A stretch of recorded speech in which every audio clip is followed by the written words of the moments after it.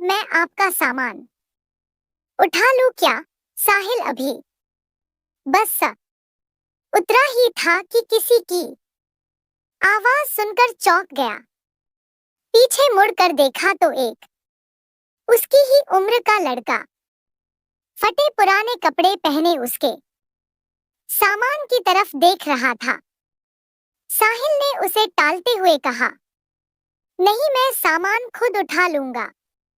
यह सुनकर वह लड़का थोड़ा सा निराश हो गया और बोला, साहब कुछ भी दे दीजिएगा, बहुत मजबूर हूं, कुछ खाने का इंतजाम हो जाएगा।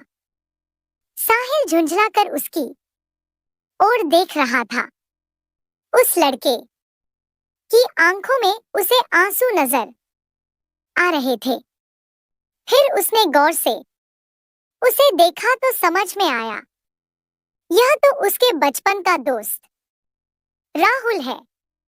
इस हाल में साहिल ने उससे कहा, पहले मेरे साथ चलो। वह उसे पास के एक ढाबे पर, क्या खाओगे? साहिल के पूछने पर लड़के ने कहा, नहीं साहब, अगर आप सामान उठवाओगे तो ही मैं कुछ लूंगा। साहिल हंसते हुए बोला, हाँ, मैं जानता हूं तुम बहुत खुददार हो, किसी की मदद नहीं लोगे। सामान बाद में उठा लेना, पहले कुछ खा लो। बैठो, मैं अभी आया। लड़का डरते डरते सामने पड़ी मेज कुर्सी पर बैठ गया। साहिल कुछ देर में आकर उसके सामने वाली कुर्सी पर बैठ जाता है। साहिल उससे पूछता है, तुम इस हाल में कैसे? मेरा मतलब है कुछ अपने बारे में बताओ। राहुल ने बताया, साहब मेरे पिता इसी गांव में एक किसान थे।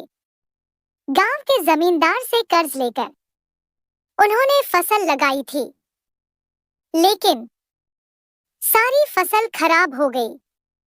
कर्ज का ब्याज बढ़ता गया। जमींदार ने खेतों पर, बैलों पर और घर पर कब्जा कर लिया। पिताजी ये सब बर्दाश्त न कर सके और फांसी लगा ली। मैं तब छोटा था। कुछ दिन बाद माँ भी चल बसी। स्कूल जाना तो दूर गांव में कोई काम न मिला, भूखे मरने लगा। तब से जो भी काम मिलता है वह कर लेता हूँ। दोपहर को बस के आने पर कोई सवारी सामान उठवा लेती है तो खाने का जुगाड़ हो जाता है। साहिल ने अपनी